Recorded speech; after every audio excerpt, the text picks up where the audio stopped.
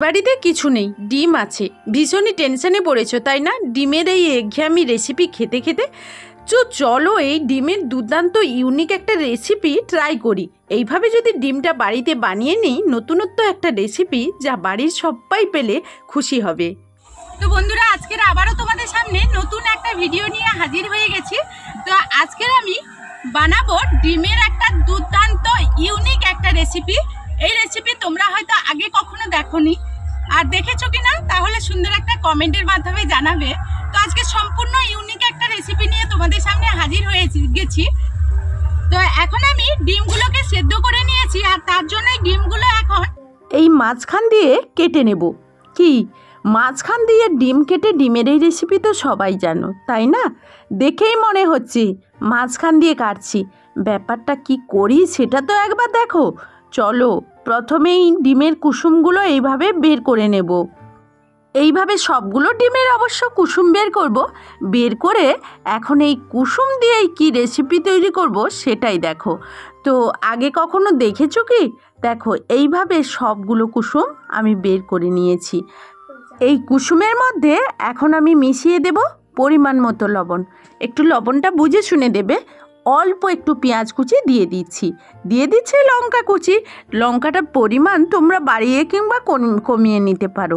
এইভাবে কুসুমের স্বাদটাকে একটু বাড়িয়ে নিলাম। এরপর এই কুসুমটাকে খুব ভালো করে হাত দিয়ে মাখিয়ে খুব ভালো করে এই রকম ঠিক ডিমের কুসুমের মতো গোল গোল একটু শেপ দিয়ে ডিমের মধ্যে আবারও আমি ভরে দিচ্ছি। ডিমের রেসিপি তো খেয়েছো, দেখো না এইভাবে ট্রাই করে দেখো। কুসুমটাকে স্বাদ তৈরি করে দুর্দান্ত স্বাদে আবারও ডিমের মধ্যে ভরে দেওয়া, এটা কিন্তু চারটিখানি ব্যাপার নয়, এর মধ্যে একটা দারুণ স্বাদ লুকিয়ে আছে। এইভাবে কিন্তু সবগুলো ডিমের মধ্যে কুসুমগুলো ভরে দিলাম। কি তোমরাও ভরে নিয়েছো তো? ভালোই করেছো। এখন এক সাইডে এটাকে সরিয়ে রেখে দাও। রেখে এখন এইরকম একটা পাত্র নিয়ে নাও, ছোট কিংবা বড় নিজেদের সুবিধা মতো। এখন এর মধ্যে নিয়ে নাও কয়েক চামচ ময়দা। নিজেদের ডিমের পরিমাণটা বুঝে নিয়ে নেবে। অল্প একটু লবণ দিয়ে দাও, আর কিচ্ছু দেওয়ার প্রয়োজন নেই। দিয়ে দাও জল দিয়ে একটা বাটার তৈরি করে নাও। এইভাবে খুব ভালোভাবে একটু হাত দিয়ে ফেটিয়ে নিচ্ছি, কারণ বাটারটা যত ভালো মাখানো হবে আজকের এই ডিমটা কিন্তু তত ভালোই এই মিশ্রণটার সঙ্গে মেখে যাবে। এখন খুব ভালো করেই দেখো মাখিয়ে নিয়েছি। এখন কড়াইতে দিয়ে দিচ্ছি তেল। এই রকম যদি ননস্টিকের কড়াই থাকে তাহলে অনেকগুলো হয়ে যায়, এই কারণে আমি এই কড়াইটা নিয়েছি।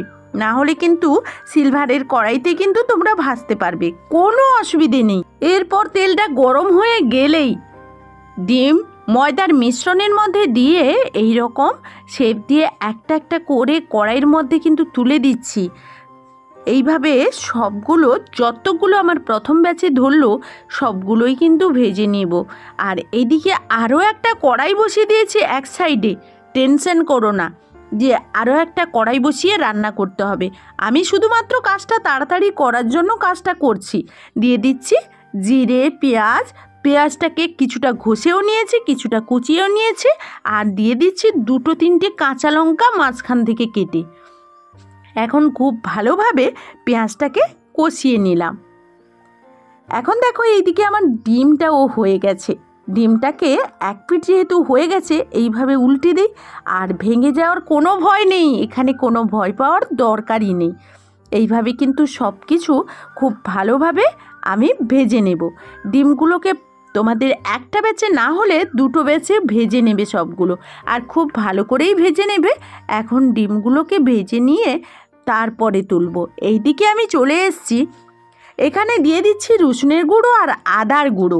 এগুলো বাড়িতে সংরক্ষণ করা ছিল বলেই দিলাম, টেনশন নিও না। তোমরা কিন্তু আদা রসুন গ্রেট করে কিংবা শিলনোড়াইতে বেটেও এখানে দিয়ে ভালোভাবে মশলাটাকে কষিয়ে নেবে। এইদিকে ডিমগুলোও ঝটপট ভাজা হয়ে গেছে, ডিমগুলো তুলে নিলাম। বেশি একটা সময় লাগে না ভাজতে, তবুও এই পিঠ ওই পিঠ উল্টে পাল্টে একটু ভেজে নিয়ে নামিয়ে নিয়েছি। এখন আমি কড়াইটা নামিয়ে দিচ্ছি। এইদিকে কুচনো টমেটোটা যে রেখেছিলাম সেই টমেটোটা দিয়ে স্বাদ মতো লবণ দিয়ে দিচ্ছি, যাতে তাড়াতাড়ি করে টমেটোটা তেলের মধ্যে মিশে যায়, সেদ্ধ হয়ে যায়। লবণটা কিন্তু দিয়ে দেবে সঙ্গে সঙ্গে। এখন দিয়ে দিচ্ছি হলুদের গুঁড়ো, দিয়ে দিচ্ছি একটু পরিমাণ লঙ্কার গুঁড়ো। লঙ্কাটা কিন্তু বেশি খেলে বেশিই দেবে, আমি একটু অল্প করেই দিলাম। এখন মশলাটাকে খুব ভালোভাবে কষিয়ে নিচ্ছি। এখন আমি অল্প পরিমাণ জল দিয়ে মশলাটাকে কষাবো, তাহলে ওর মধ্যে যে গুঁড়ো মশলাগুলো দিয়েছে না ওগুলো পুড়বে না, এটা খেয়াল রাখবে। এখন মশলাটাকে খুব ভালোভাবে আমি এখানে কষিয়ে নিচ্ছি।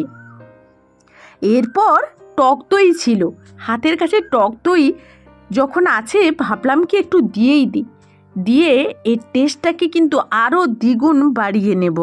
এখন আমি দিয়ে খুব ভালোভাবে কষিয়ে নেব, কিন্তু আঁচটাকে একেবারে হালকা করে দেবে।